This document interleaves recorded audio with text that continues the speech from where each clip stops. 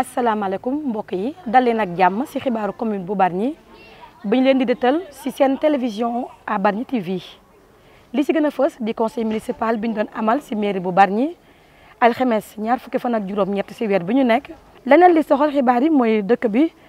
am na woon benn journée de consultation gratuite bi ñu doon amal ci tuberculose di feebaru sëqët si waa district sanitaire bu Diamniadio doon ci ànd ak waa mairie bu Bargny. di ngeen ci ànd ak ñun ci biir xibaar yi ndax ñu ngi ko doon defee fii ci centre socio-culturel El Hadji Ndiouga Dieng mbokk yi li mooy li gën a fës boo leen teewloo rek ñu faram fàcc ko. bismillah dal leen ak jàmm ci xibaar yi ci yaatal ci seen télévision à Bargny TV kàddu gu di bàyyeekoo fii ci centre socio-culturel El Hadji Ndiouga Dieng bu Bargny conseil municipal bi doon daje alxames yee mook ñaar fukki fan ak juróom-ñett. ci njiital monsieur le maire El Hadji Djibril Faye ñu ràññee sa bés bu nag teewaayu ndawal préfet di Badji ak Badiane Arfan Saloum Sané. conseil municipal bu Bargny daal nañu daje ci daje bu jàmp ci alxames gi ñaar fukki fan ak ñett ci weeru juin ngir waxtaane su lu jëm ci juróomi poñ. bokk na ci délibération bu jëm ci jébbal waa APEX benn pàkk bu féetee fee ci terre bi ci booru Ndiolmane jàpp route nationale ngir ñu tabaxal fa commune bi ay jumtukaay tàggat yaram yu mucc ayib. dans ce cadre du projet Bargny doit bénéficier d'un espace multifonctionnel boo xamante dafa war a am terrain football am terrain handball am terrain volleyball donc tey ñu am espace boo xamante ne dañ leen ko waroon jox tey ci conseil bi ñu woon ci waroon délibéré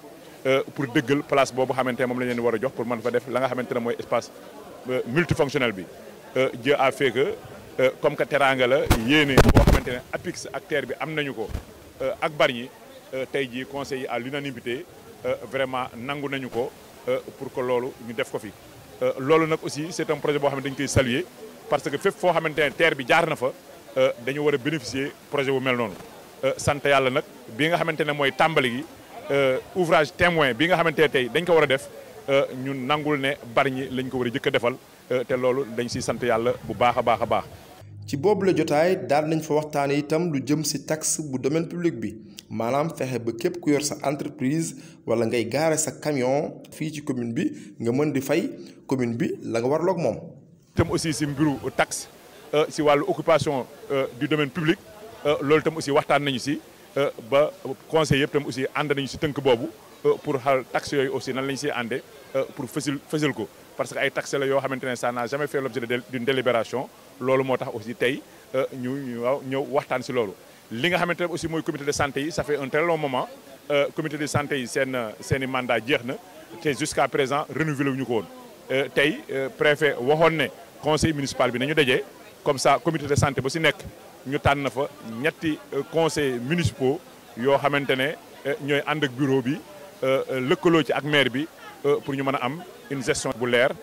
fexe itam aussi poste de santé yi aussi nan lañ koy ñoŋale ba liggéey bi tam aussi mën a ñoŋ bu baax a baax a baax.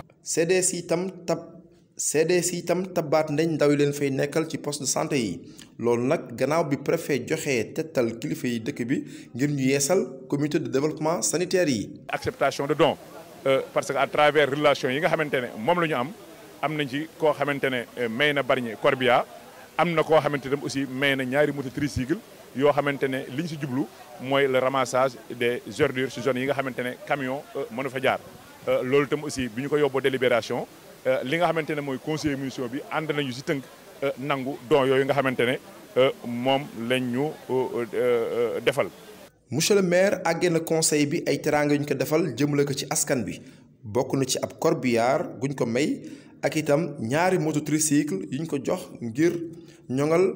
tonnib mbalit mi. si boobu le conseil monsieur le maire Djibril Faye wax na su lu jëm ci stade bi gannaaw bi liggéey bi tàggatémbee gannaaw bi mu dakkalee contrat bi nee na dina woote ab waxtaan gu yaa ak ñi nga xamante ne ñoo séex tàggat yaram bi fii ci Bargny ngir xool nu ñuy baralee liggéey bi. xamle na itam ni fee di taal ndox ci tali karo bi am na ab entreprise bu mu waxtaanal ba ñu war a ut ay saafara ngir lu jëm ci wàllu ndox mi.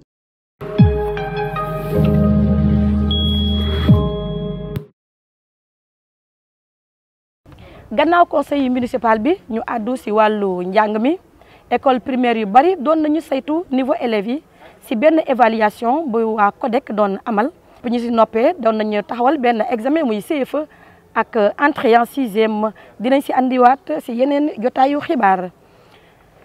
leneen lu itteel nag xibaar yi mooy wàllu wér-gu-yaram ak ñi nga xamante ne ñooy jaaykat yi certificat médical yi ñu doon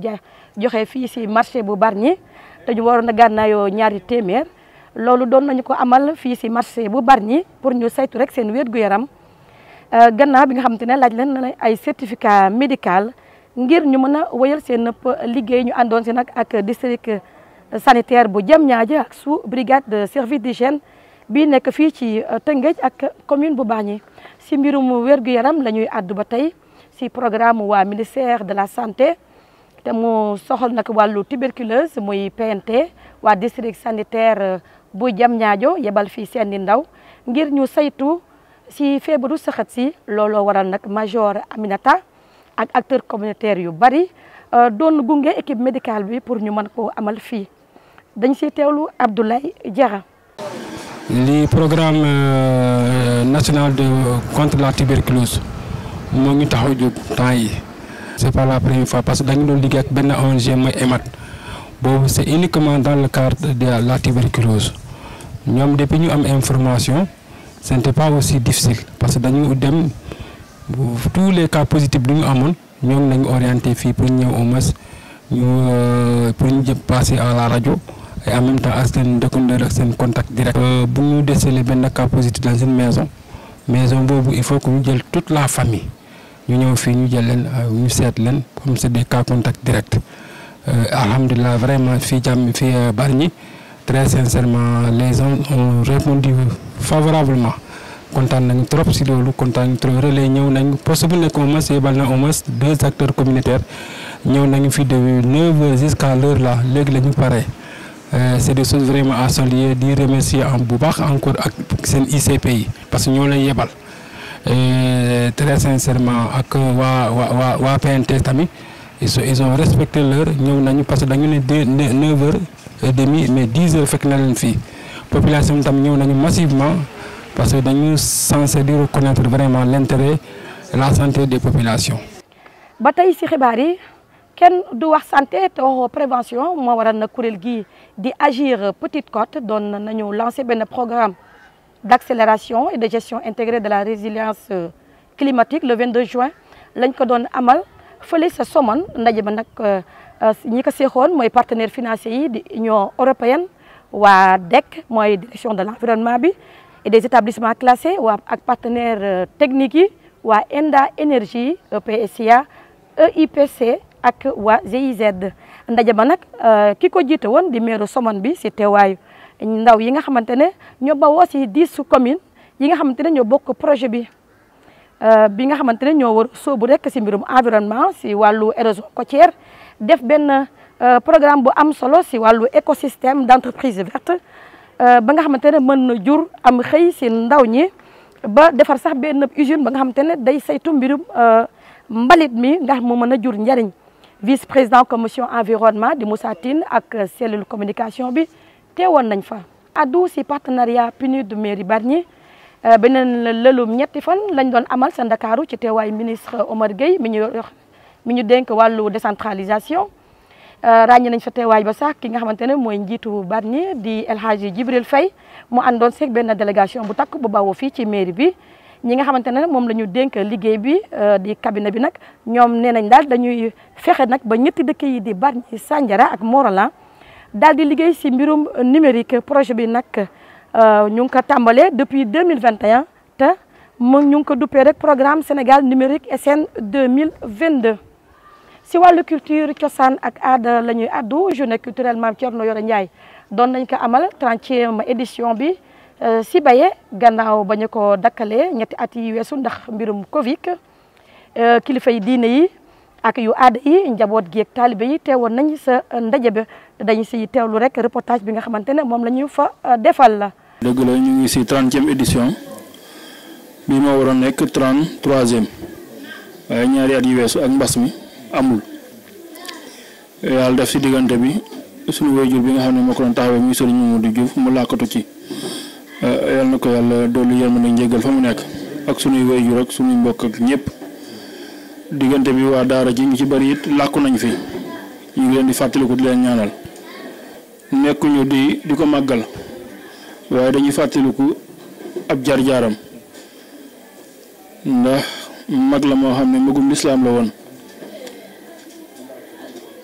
te li tax yàlla binduñu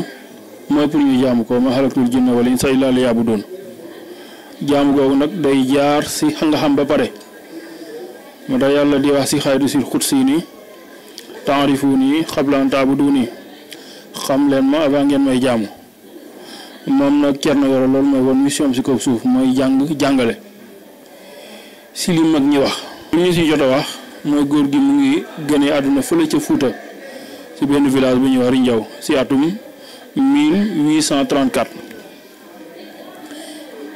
fa la nekkoon baayam moo tuddoon Samba Njaay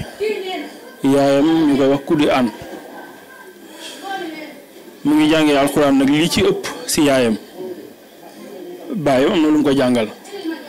waaye le fait que ñu ne yaayam a ko jàngal dafa am lu muy tettal ndax néew na jigéen ñu mokkal alxuraan ba di ko jàngale te pourtant Yonent bi sallallahu alayhi wasallam dafa waxoon ne al ummu madrasa yaay mooy école mooy yar kon loolu firnde bu wër la. jamono boobu xam nañu Sénégal tubaab yi ñoo ñu colonisé woon boobu nag am na ay résistants yu fi nekkoon ñuy défendre wàllu diine ji ñii di défendre wàllu ceddo gi ñoom nag si wàllu diine ji la ñu nekkoon ndax mu ngi doon ànd ak ki ñuy wax El Hadj Omar Foutiyou Tall. ci 1864 xam ne si la El Hadj Omar Foutiyou rahmatullahi alayhi làqatu sa falaise Bandiagara comme ni ñu koy nettalee si histoire moom mu jëlee fa ay blessures si la ñëwee Tëngéej doon faju si kër benn ndijaayam yàlla def mu nekk fa di faju waaye daan fréquenté tribunal ndax bu njëkkoon dafa amoon li ñu alxaadi mooy àttekat rek mooy juge si wàllu arab benn bés mu ñëw si tribunal fekk ñuy àtte ñu laaj benn masala boo xam ne xaadi bi mënu ko mën a tontu mu laaj ci mbooloo mi ndax am na ku fi am réponse bi tuuti dong la joxe si xam-xam loolu la saxal si alxuraan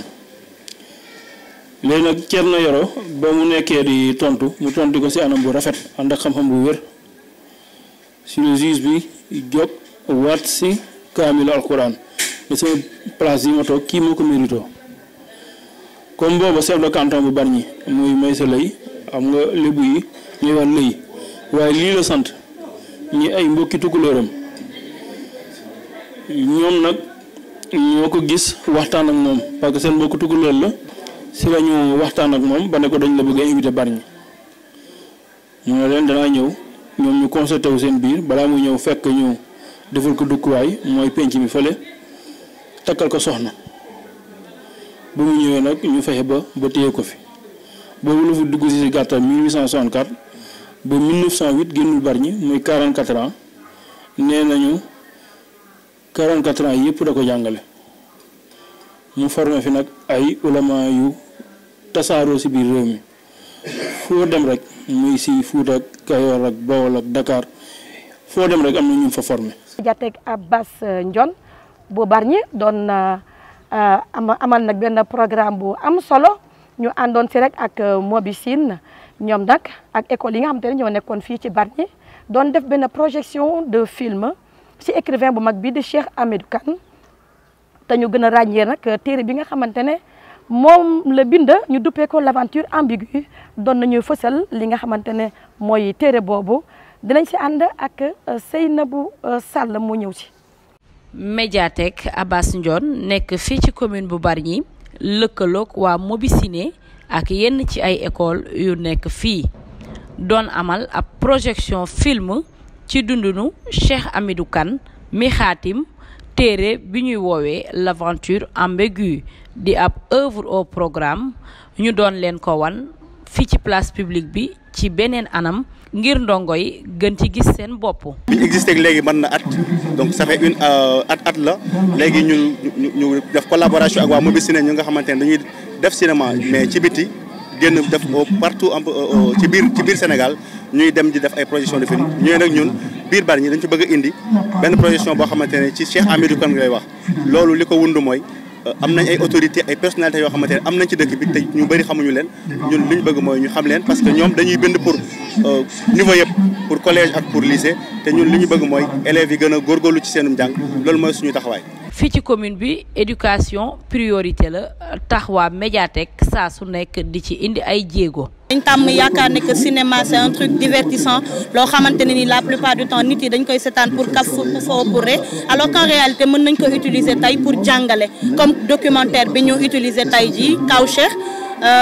nit la koo xamante ne ni œuvre lii nii day retracer li mu jot a def yëpp donc ñun li ñuy def mooy jël cinéma bi yóbbu ko fi nga xamante ne ni eggu fa woon moo waral suñu partenariat tey ak médiathèque bu Bargny. lii début bi la ñun bi ñu tàmbalee sax ci mois de novembre bi def nañ li naan bibliothèque hors les murs génnoon nañu wër dëkk yi def nañ école Bargny yi bi ñu paree demoon nañ Tëngéej ci école Tëngéej yi bi ñu paree demoon nañ Sébikotane bii nag projection ñu ngi koy doog a amal ci biti ñun des nañoo def ay projection ci biir médiathèque bi waaye bii mooy bi njëkk a def te dañ koy continuer incha allah bu soobee yàlla. xanaa di ñaan rek waa médiathèque ñu gën a lawal seen ay banqaas ba yu mel nii bañ di fi gëj.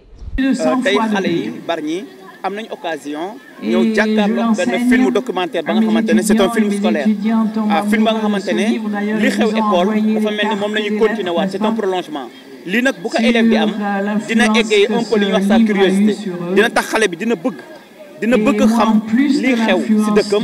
dina bëgg xam aussi nan lay def pour xam li nga xamante ne moo xewoon démb avant mu judd lii aussi dina tax xale bi di gën a ñeme lecture bi muy lire mooy koy dimbali ci wàllu nasaraan parce que li ñuy jàngale lépp ñun c'est en français quelle que soit la discipline bi ngay jàng yaa ngi koy def ci français te gis nañ ne xale yi seen problème majeur c'est en expression c'est en français c'est en communication donc lii dina tax xale yi bëgg a lire bëgg dem gis seen culture bëgg a découvrir aussi yeneen i tradition te vraiment fi mu li mu wax yëpp ci suñu cosaan suñu aada la donc gën a sampaat xale bi li nga xamante ne mooy cosaan ak aada la. ba tey si wàllu cosaan ak aada Biennale des Arts muy période bi nga xamante ne artistes yu bari si la ñuy wane seen i liggéey ñoom nag doon nañu wane bu baax li nga xamante ne moom la ñuy def rek si wàllu art ba tax na rek sous thème yu bari la ñu joxe rek si gox-goxaan yi gannaaw programme bu mag bi ñu duppee nag si thème ndafa si gox-goxaan itam doon nañ fa amal ay yëngu yu am solo ci loolu Seynabou Sall demoon nañu defal ñu benn reportage. Biennale des Arts dellu siwaat di am ndaje buy fësal liggéeyu artistes yi ci seen ay tableau yu mucc ayib année bu jot ak thème ba ñuy liggéeyee bile yoon nag thème bi dafa am solo lool Samba Ndiour nekk artiste di ñu ci indil ay leeral. waaw boo xoolee biennale mooy troisième Biennale des Arts bu Dakar mooy troisième biennale au monde. te yaakaar naa ne am na benn renom international am na lu siiw na daal donc boo xee ñu ne INDEFA du làkku Sénégal mais làkku Afrique centrale la mais INDEFA mooy jubbanti mooy weñ boo koy jubbanti day tàng mais bii dañ ko jëlee si anamu nit jëmu nit xale boo koy jubbanti soo ba muy tooy la donc forger mooy INDEFA day wane ne dañu war a defaraat société bi am na ci kàddu bañ a mel ko suñu tam bi si parce que culture lébu la dans culture lébu vraiment nit day naw lébu yeneen sociétés yi dañuy naw lébu dañ ne doo xawee am benn dëng-dëng sax dañaa xanaa doo lébu donc yooyu du lu ñuy exploiter du lu ñuy tiitaroo mais xamee nañ ko dégg nañ ko feneen. exposition yi bari lool waaye yile artistes dañ koy tënk ci ay thématiques yile artistes nag di ci def liggéey bu mucc ayib. occasion la ak nu mu mënta demee danañ fexe ba exposer n'est-ce pas li ñu jot a defar ci 2 ans yi quoi. en art plastique. au-delà de thème général bi est-ce que yéen ñi nga xam ne yéen a nekk ay artistes di exposé fii kenn ku nekk da nga am sa thème particulier wala da ngeen sóobu ci li nga xam ne moom moo di thématique bi. waaw évidemment puisque artiste boo gis muy liggéey rek dana am ay thématiques yu muy aborder yoo xam ne il se sent plus à l'aise que deneen quoi wala thèmes yi parfois day méngaleeg ak dundam ni muy dundee mais bu biennale bi àndee kiiwam mu tuddati thèmam bu fekkee da nga participer ci expo international bi da ngay méngoo ak thème bi mais bu dee off yi nii je pense que ku nekk mën na andi thèmam comme ni ñu ko defee nii. Biennale des Arts am solo lool tax rek mu war a bari ba artistes yi yépp gis ci seen bopp Samba Ndiour di dellusiwaat di ñu xamle tuuti rek ci culture lébu. man dama am collègue Thiès am feneen ak feneen mais da ngay dégg ñu ne la xanaa doo lébu donc wala ne lébu am na lu mu positiviste donc loolu moo tax ñu jël culture lébu ci culture lébu am na diisoo am na jàppante am na dëkkuwaay ah boo xoolee am na ay kër donc la promiscuité là mooy dëkk ba xat boobu noonu mooy suñu doole gaal yi ñuy watandoo di yëngandoo ma gaal bi benn nit war na ko mën a yëkkati mais dañ koy jàpp da ngay sa morom di yëkki gaal sax nga doo dab ko wane ko maa ngi si yow ñuy xëcc mbaal mi ku nekk mu am benn synergie ku nekk am fu muy téye mu am benn organisation totale boo xam ne ku nekk xam na lu moo def si liggéeyu mbaal mi quoi. Sous vos applaudissements, mesdames et messieurs. Et là, une moyenne de 14,82. Et actuellement, bu baax a baax. gannaaw ñetti at yi nga xam ni toog nañ ko amaluñu bi événement ndax Covid 19 bi fi jaaroon CM Kipp Carrière delloo buum sa mbooy ga samedi 11 juin 2022 ñu amal seen journée culturelle la ñu gën ko xamee ci Fosco mu xumb te daggoon lool nekkoon nag ab moment de communion entre professeur ak élève ñu jàpp ci bis bi rek ngir waxtaan seen biir xool nan la ñuy jëlee école bi di Kipp Barrage def ko une école d'excellence. Babacar Seck professeur de maths et SVT foofu sa CM Kipp Barrage. ñun ñëpp xam nañu li fi jaaroon bi passé dañu amoon ay perturbations yenn d'ordre sanitaire la mais yenn d'ordre social la donc d'ordre sanitaire c'était la pandémie du Covid. Ensuite d'ordre social on avait un décès à l'école, raison pour laquelle mënuñu woon organiser le Fosco. Donc il fallait que l'on respecte donc la mémoire du feu principal Moussa Diouf. Donc loolu moo taxoon defuñu ko. Mais pour cette année-ci, on a décidé donc d'organiser notre Fosco et le programme surtout ñu jël élèves yi ñu wane seen talent caché yi parce que élèves yi am nañu ay talent ensuite ñu wan leen nan la ñuy organiser woo wan leen nan la ñuy gérer c'est-à-dire progression mais surtout thème principal bi c'est permettre donc de distinguer élèves yi nga xamante ne ñoom ñu gën a ràññeeku la donc ci biir école bi. mot d'ordre bi mu mel ni élèves yi dégg nañ ko bu baax a baax ndax ñoom itam nee nañu dinañ taxaw thème liggéey jàng ba yëkkati Kipp Barrage mu nekk une école boo xam ni day nekk une école très performante. Bamba Cissé moom mooy président du gouvernement scolaire. ñoo ngi remercier ñëpp ñoom ñu si jàpp sonn nañ si trop ñoo ngi remercier ñëpp bu baax a baax ak samay collègues yi ñoom ñëpp tamit sonn nañ si. dañuy rendre hommage suñu ancien principal Moussa Diouf bu nekkoon principal bu baax si école yi ñëpp xam nañ ko élèves yëpp loolu moom ñëpp xam nañ ko moo tax sànq gis ngeen fi ñu joxe ay photos xam nga def bon exemple. moo tax ñu sol tisetam ni moo tax nit ku baax la woon vraiment amuñu fayam lu mu def école daa ñëw changer lu bëri defem yi passé ñun dañoo nekkoon si suuf te loolu musul dal suñu waa école ñun dañoo bëgg a ren nag ñun ñuy des troisième as ñuy def ba sixième cinquième quatrième bàyyi ñu kenn ñëpp góorgóorlu après ñi dem si kaw ñu relevé niveau ñu teg fa bu yàggul lool mu remplacer ki nga xam ni mooy monsieur Moussa Diouf bi génn àdduna bu yàggul Maguette Wade Sène moom mooy principal bu CM Kipp Barrage. loolu moom buñ ko defee dañoo def rek li ñu war parce que aussi man bi may ñëw man Moussa Diouf xaw ma ko en tant que chef d'établissement je l'ai connu déjà bien avant à la fac donc ma xam pas-pasam xam ni mu dévoué ak koo xam ne il n'a ménagé aucun effort pour que école bi rayonne donc lii buñ ko defee normalement vraiment suñu wareef rek la ñu def. Parce que toute sa vie c'était l'école. Un vibrant hommage delloo njukkal ki nga xam ni moom moo fi jógee di principal Moussa Diouf profité nañ ko rek ngir ñaanal ko ngir yàlla xare ko aljana.